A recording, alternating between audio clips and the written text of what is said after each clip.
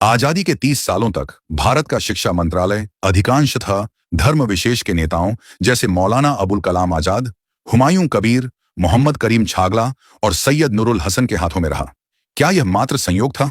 आजादी के बाद नेहरू परिवार की रिश्तेदार रोमिला थापर ने अपने तरीके से इतिहास लिखा। मुगलों का मनचाहा महिमा मंडन किया गया और शिक्षा नीति को आक्रांताओं का गुलाम बना दिया गया। और मजे की बात यह है कि आज ज्ञान बांट रही हैं कांग्रेस की वह नेता जो न भारत के स्कूलों में पढ़ी हैं और न ही 50 साल भारत में रहने के बाद भी किसी एक भारतीय भाषा को ठीक से बोल पाती हैं। हाल ही में उन्होंने केंद्रीकरण, व्यावसायीकरण और सांप्रदायिकरण की आड़ में नई शिक्षा नीति NEP पर सवाल उठाए। चलिए उन्हें उनका ही इतिहास याद दिला देते हैं। 1976 में इंदिरा गांधी ने शिक्षा का केंद्रीकरण किया था।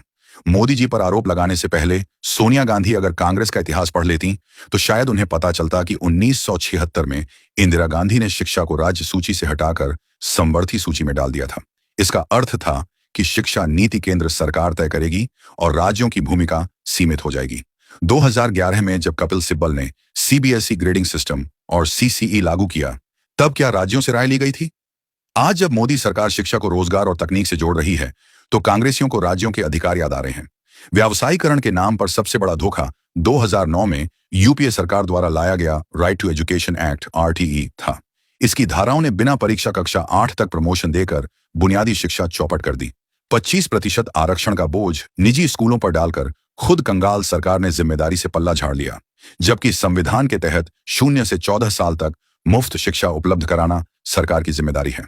RTE एक्ट में निजी स्कूलों पर कठोर नियम थोपे गए, जबकि सरकारी स्कूल बदहाल ही रहे। सरकार से मान्यता अनिवार्य होने के कारण घूसखोरी बढ़ी और पसंदीदा संस्थानों को मान्यताएं दी जाने लगी। UPA की इस RTE नीति से सिर्फ 5 सालों में देश के 1 लाख स्कूल बंद हो गए। अब सवाल यह है कि सांप्रदायिकरण और इतिहास से छेड़छाड़ का असली गुनहगार कौन है?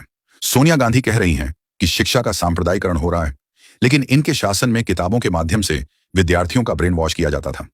कक्षा 6 की हिंदी किताब में लक्ष्मण जी द्वारा शूर्पणखा की नाक काटने और प्रभु राम के राक्षसों का वध करने पर प्रश्न चिन्ह लगाए गए। कक्षा 5 की किताब में भगवान श्री कृष्ण के नाम पर केशव नामक लड़के को आक्रांता का सेवक दिखाया गया। कक्षा 4 में शेख चिल्ली और नसरुद्दीन जैसे किरदार शामिल किए गए। कक्षा 1 में दीपावली को बुरा दर्शाया गया।